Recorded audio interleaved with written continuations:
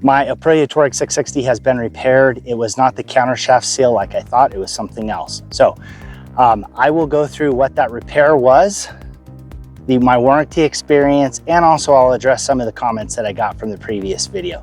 So let's get to it.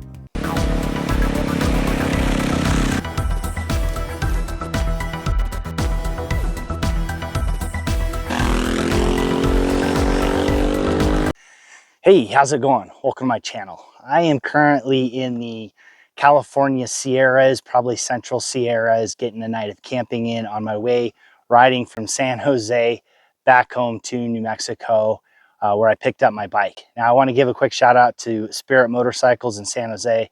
They did a great job, very professional, got it fixed, and did a good job of diagnosing what the problem was. And what that problem ended up being was there is a spring washer that's part of the countershaft assembly, and that was missing.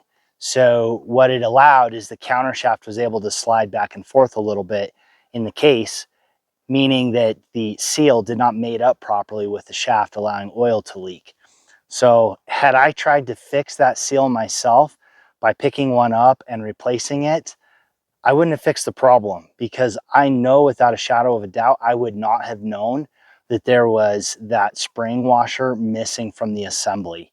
So it was the right decision for me to take it back into the shop to get that repair done because of that. So unfortunately, this bike left Aprilia's factory missing a key component, probably a 50-cent spring washer that caused this bike to leak a lot. So anyway, the bike has been fixed. I've got about 350 miles on it since I picked it up, and no leaks, no oil shows up anywhere. It's running great. I'm very happy to have my bike back. Now, from the warranty experience, it took about 2 weeks to get the bike fixed. I think it was a matter of getting approval from Aprilia or the Piaggio group to do the work, and then for the tech to get to it. The actual time it took for him to do the job was 1.56 hours, so not a lot. But I do appreciate that part of that work was also cleaning up all the oil off of the swing arm, off of the brakes, the brake pads. So that went into it, but the tech was able to diagnose that that spring washer was missing very quickly. Warranty claim was not a big deal. I showed up. I think the cost would have been, without warranty, about $250. But as I stated before, I would not have known that there was a missing part in the assembly, and I would not have been able to fix it myself. Let's get to some of your comments that came up. I appreciate the comments that came up. I know that some of you had mentioned that, you know, small warranty issues, you'll take care of yourself, and you'll only take it in for the bigger ones. Well, had I not taken this in, I don't know that I would have been able to get it fixed properly. I haven't had a chance to look at the cutout to see behind the seal, or where that spring even is in the assembly, to know that it was missing, or what that countershaft would feel like with a spring in there and with it out, because I've never worked on this bike before and I don't work on these regularly. So I understand doing that, but in this case, because there was a missing piece, I wouldn't have been able to diagnose it. I also got a lot of comments on people saying you just would have went to a local bearing shop and got a seal and replaced it. And again, had I been able to do that, if I would have been able to get the proper seal, I still wouldn't have been able to diagnose the actual problem. So by taking the old seal out and putting a new one in, it still would have leaked. So unfortunately, that wouldn't have solved my problem. Now, in the meantime, I have ordered a replacement seal. I'll probably never use it now that I have it. And for the delivery time, it took 7 business days. So if it had been the seal and the dealership needed to get that ordered in, I'm guessing it would have taken them 7 to 10 business days. So I wouldn't have been able to stay anyway. And that's just kind of how things rolled out. So I do appreciate that. I understand that. With my bikes that are out of warranty, I will, of course, do those things myself. But because it has a warranty, I want everything documented that has to be repaired on this bike. So that is the approach I'm taking with this. Now, I also got quite a few comments on people just telling me to add oil and just ride it home the way it was. I didn't need to take it to the dealership. And that was my initial thought, was when I saw it leaking, and I figured I could just buy a quart of oil, which I did, and I topped it off a couple of times, but it was leaking so bad by the time I got to the place I needed to be in California that I realized that there was just no way of riding it home. And part of the problem was so much oil was coming out that the rear tire was getting coated in oil, and the rear brake disc was coated in oil. So I had no rear brakes. Now, I don't usually use my rear brakes. It's, you know, a smaller amount of braking. It's done mostly on the front brake.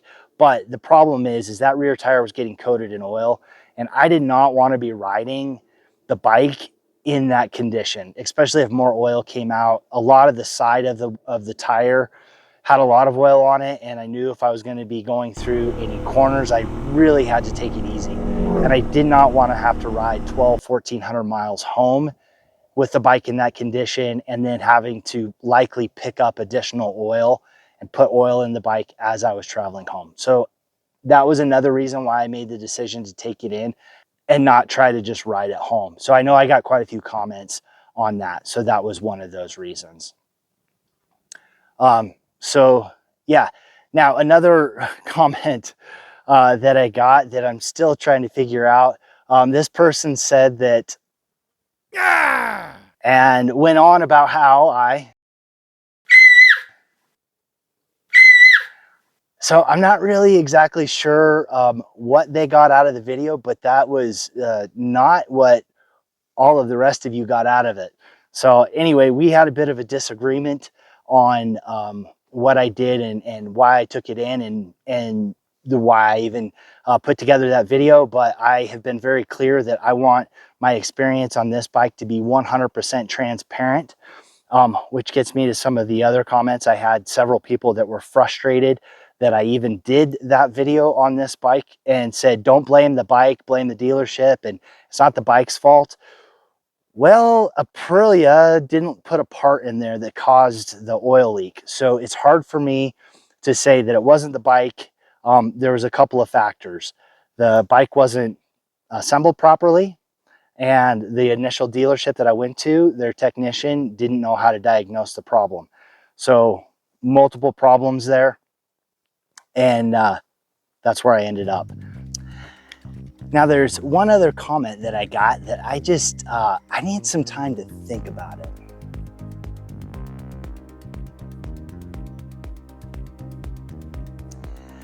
I was really struggling to figure out exactly what they were trying to say about me.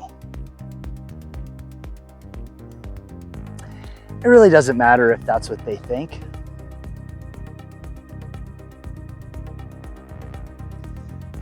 Because we all get to do this our own way. And if you don't agree with the way I do things, you don't have to watch. Move on. Anyway, if you got all the way to the end, I really appreciate it. If you have had a similar experience, let me know what your warranty experiences have been on your bikes. Have you had bikes with missing parts? I've bought a BMW that wasn't programmed when I got it home, and the dealership had never bothered to even take it for a test ride to make sure it was all done. So I know warranty issues come up. I'm ecstatic to have the bike back, and the 350 miles I did since picking it up has been fantastic, other than the 112 to 14 degree temperatures I rode in today. But even with all that said, I'm very happy to have the bike back. I plan on doing a ton of riding on it. So again, leave your warranty experiences down below, good or bad, on the different manufacturers that you've had, just so other people get an idea of what that looks like. And oh my goodness, are the flies bad here. And thanks for watching. Get out, do some riding, ride safe, and I will see you out there. Ouch, owie. Yeah!